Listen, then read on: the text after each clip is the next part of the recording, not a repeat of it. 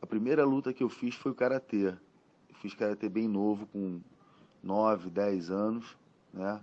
Uns 2 anos, ou um pouco mais. E fui até a faixa roxa na época, era bem menino, mas treinei bastante karatê. Depois do karatê, eu fiquei um tempo fazendo outros esportes, nada a ver com a luta, e comecei a fazer o judô. Judô eu fiz por 3 anos, também fui um bom lutador de judô, participei de alguns campeonatos, ganhei alguns campeonatos de judô legais na época. Só que quando eu caía no chão, eu queria continuar lutando no chão e na época não era permitido, aquela coisa, enfim. Então foi quando eu comecei a ouvir falar do jiu-jitsu. O jiu-jitsu tinha uma fama variada no Rio de Janeiro, né? Tanto de várias formas, era conhecido para MMA, para o Vale Tudo, para o combate de kimono, enfim, para autodefesa, tinha várias coisas. Eu vi que era uma luta de chão. Então me interessei pelo jiu-jitsu e comecei a fazer em 91. Quando eu comecei a fazer o jiu-jitsu em 91 foi com um amigo que tinha uma garagem onde tinha um tatame e lá treinavam umas 10 pessoas e eu fazia parte desse grupo e a gente treinava muito lá. O nome dele era Lélio Machado, ele já faleceu, mas ele foi um cara muito importante na minha iniciação em jiu-jitsu e também de vale tudo, porque a gente já fazia vários treinamentos de vale tudo na época, com 15 anos, 14 anos, né? E, enfim, quando eu cheguei na faixa roxa, fui campeão mundial, ele falou, você precisa procurar uma escola melhor, você precisa de uma escola profissional, porque você vai longe, né? Treinando com 9 pessoas ali na garagem, eu fui campeão mundial, então ele me deu esse conselho. Aí foi quando eu fui procurar a escola Carson Gracie, porque lá tinha MMA, e lá tinha, na época vale tudo, né? E tinha os melhores lutadores de jiu-jitsu pesado do Brasil, do mundo, né? Os melhores faixa pretas estavam lá. Então eu ingressei no Carson Gracie com mais ou menos 18, 19 anos por aí. E, enfim, lá tudo foi onde tudo aconteceu, onde eu amadureci como homem, lutador, e fiquei bem treinado para kimono, sem kimono, ganhei vários títulos lá, no Carson Gracie Team. Eu entrei na Carson com uns 19 anos, mais ou menos, faixa roxa, e entrei na Carson procurando o Vale Tudo na época, porque eu já treinava, eu tinha uma iniciação no Vale Tudo com esse meu professor Lélio, e lá eu queria me profissionalizar, como eu disse na resposta anterior.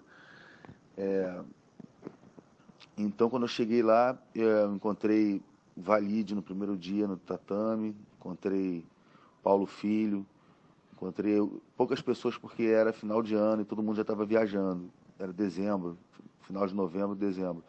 Então, eu comecei a treinar lá e fui sparring, treinei bastante com o Valide, com o Paulão. Os caras do Valide tinham luta marcada, né? Tinha umas coisas para acontecer e eu fiquei treinando com eles durante bastante tempo ali. Foi muito bom, e porque o Carson estava presente em todos esses treinos.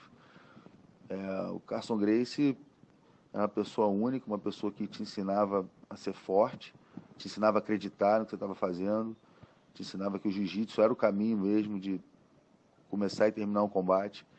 E é uma pessoa de personalidade muito forte. Ele conseguia transmitir para você uma energia, uma adrenalina que você não, você tinha que fazer a coisa, entendeu? Você tinha que fazer aquilo acontecer, você tinha que botar para baixo, tinha que se defender, tinha que ficar em pé. Ele dizia para você de uma forma que ele falava com você do jeito que você tinha que fazer. Era um comandante que eu não vi outro igual. Por isso que é chamada Escola Carson Gracie, porque só ele tinha essa voz de comando e esse poder. Dono de um conhecimento de jiu-jitsu perfeito, né? Porque ele foi criado pelo Hélio, pelo Carlos, né? Pelo pai, né? E o tio. Então ele ainda teve o Hollis também no seu crescimento, na sua formação, ele teve os melhores do jiu-jitsu. Então o Carson era um dono de uma técnica única e com 17 anos provou para o Brasil que o jiu-jitsu podia vencer homens mais fortes, homens maduros. Essa é a admiração que eu tenho por ele. É um mestre que não teve igual.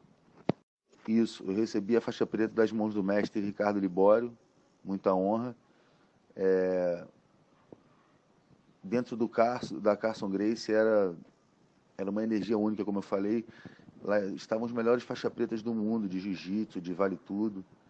E todos querendo ser o melhor naquele dia, mas de forma amigável, família. Todos querendo dar o melhor de si.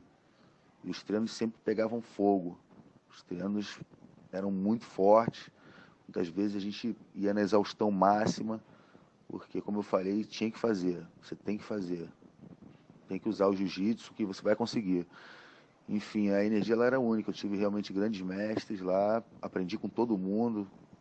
Era Murilo Bustamante, Mauri Bittetti, Ricardo Libório, Carlão Barreto, Alan Góes,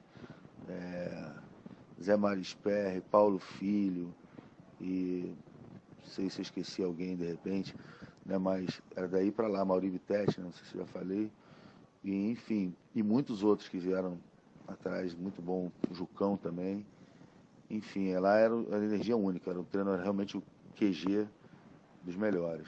A energia era muito forte, tinha que fazer, era cão de briga. É difícil falar a vitória mais marcante, porque todas elas tiveram um peso muito grande, eu tinha muita responsabilidade. E praticamente do valor igual a todas elas. Mas você separou três aí, Vanderlei, do Anderson, do Sakuraba, que realmente foram vitórias talvez mais significativas, né, mais importantes, pelas pessoas que eram, mas todas elas tinham um peso muito grande, né?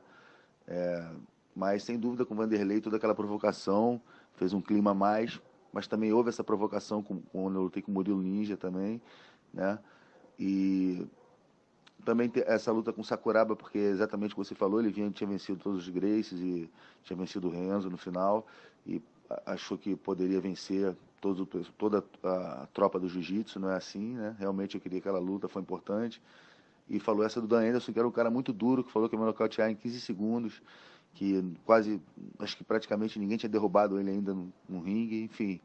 Né? Mostrei para ele também que minha força também era botar para baixo, usar o jiu-jitsu botar para baixo.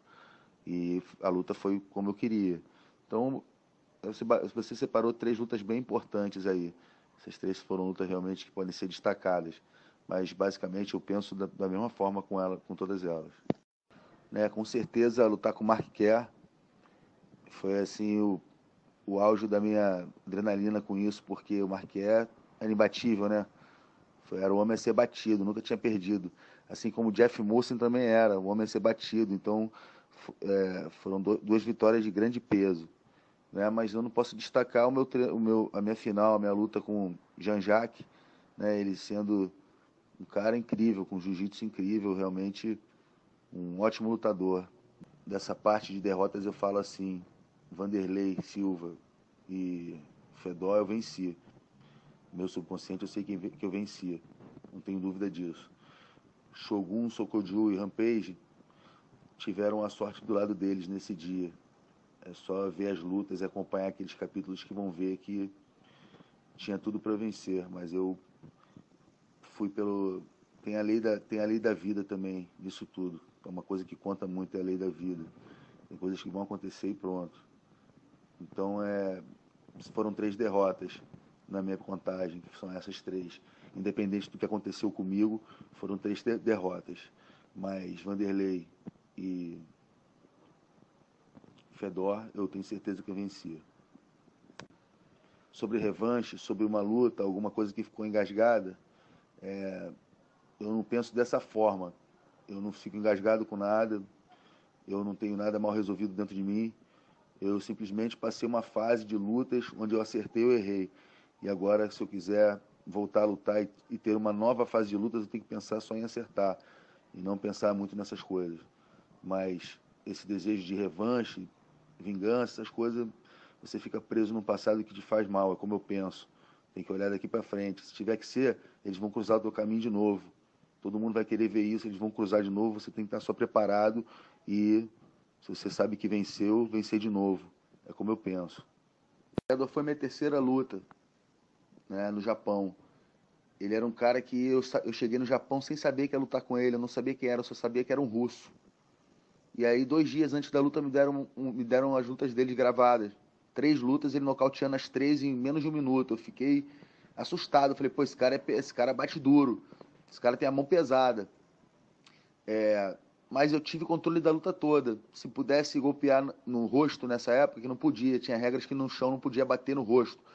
Eu teria ganhado essa luta por nocaute, com certeza.